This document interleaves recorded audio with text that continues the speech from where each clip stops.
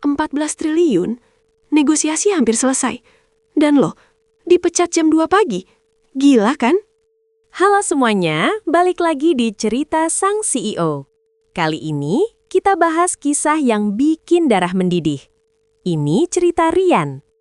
Rian ini adalah salah satu negosiator terbaik di perusahaannya. Tapi dia tahu, ini taruhan terbesar hidupnya. Deal ini bukan cuma soal uang, tapi soal reputasi perusahaannya. Dan ya, nilainya fantastis, 14 triliun rupiah. Negosiasi ini melibatkan Pak Wijaya, si bos yang punya ego sebesar Gunung Merapi. Tekanannya gila-gilaan, guys. Mereka sudah maraton negosiasi 3 hari non-stop. Tidur cuma beberapa jam.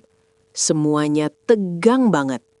Saat itu jam sudah menunjukkan pukul 2 pagi. Kesepakatan sudah hampir di tangan, tinggal 1 poin kecil lagi. Pak Wijaya lalu mengubah syarat yang sudah disepakati Rian sejak awal. Itu namanya ego, bikin klien marah. Klien yang diwakili Pak Surya langsung geleng-geleng kepala. Mereka merasa tidak dihargai, dan mereka menarik diri. Rian panik. Dia coba meredam. Dia bilang, "Pak, jangan gini. Ini sudah hampir deal. Kita bisa bicarakan ini baik-baik." Lalu Pak Wijaya menoleh ke Rian. Tatapannya dingin banget. Dia merasa Rian mengintervensi otoritasnya. Di depan klien, di depan rekan-rekannya, Pak Wijaya bilang kata-kata yang menyakitkan itu. "Rian, kamu ini cuma karyawan saya.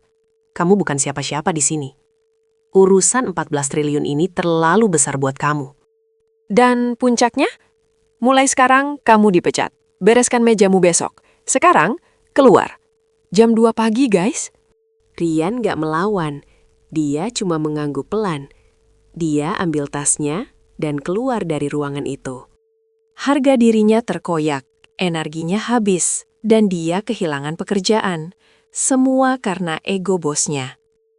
Pak Wijaya berpikir dia bisa memecat Rian dan kemudian mengambil alih deal 14 triliun itu sendirian. Tapi Pak Wijaya lupa satu hal krusial. Sesuatu yang nilainya jauh lebih besar daripada posisi atau jabatan Rian. Yang Rian bangun selama bertahun-tahun itu adalah kepercayaan. Bukan cuma dari Pak Surya, si klien, tapi semua tim inti di sana. Hubungan Rian dan Pak Surya itu sifatnya personal. Mereka sering ngobrol, sering diskusi.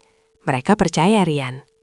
Esok paginya, Rian masih tidur, mencoba mencerna semua yang terjadi. Tiba-tiba, ponselnya bunyi. Pak Surya yang telepon. Pak Surya bilang, "Rian, saya nggak mau deal dengan bosmu. Dia sombong dan merusak semua yang kita bangun." Deal 14 triliun itu resmi ditunda. Mereka nggak mau lanjut kalau yang handle adalah Pak Wijaya. Di kantor lama Rian, suasananya kaos.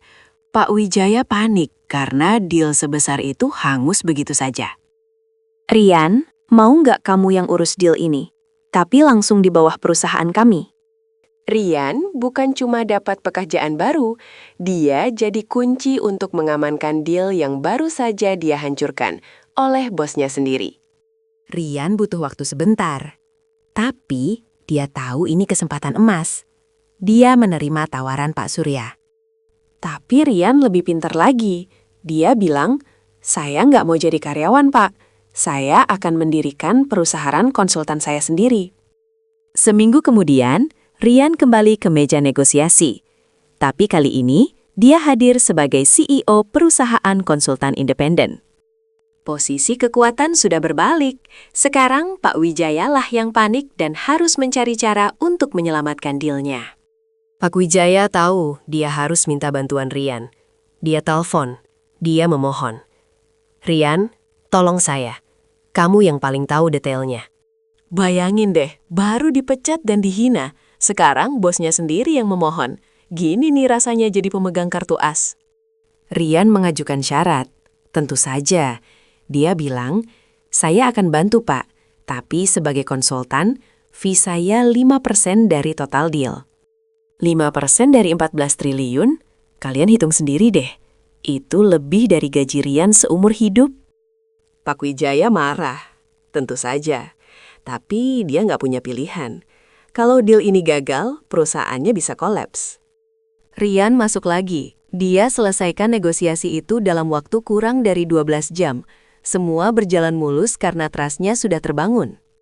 Deal 14 triliun berhasil. Rian menerima bayarannya, 700 miliar rupiah. Sebuah angka yang gila. Saat Rian meninggalkan kantor Pak Wijaya untuk terakhir kalinya, dia nggak perlu bilang apa-apa. Pelajaran buat kita. Bos mungkin punya power, punya jabatan, tapi mereka nggak bisa memiliki relasi dan kepercayaan yang kita bangun. Harta kita yang paling berharga bukan gaji bulanan, tapi network, reputasi, dan integritas kita. Pak Wijaya bilang Rian bukan siapa-siapa, tapi dia lupa. Rian adalah orang yang dipercaya, dan itu jauh lebih mahal dari 14 triliun. Gini nih cara orang yang dipecat bisa balik lagi sebagai pemilik modal dan penentu nasib perusahaannya sendiri. Jangan pernah biarkan orang lain mendefinisikan siapa dirimu. Kekuatanmu ada pada apa yang kamu miliki di luar otoritas mereka. Gimana menurut kalian? Pernah dipecat dengan cara dramatis? Coba share di kolom komentar. Sampai jumpa di kisah CEO berikutnya.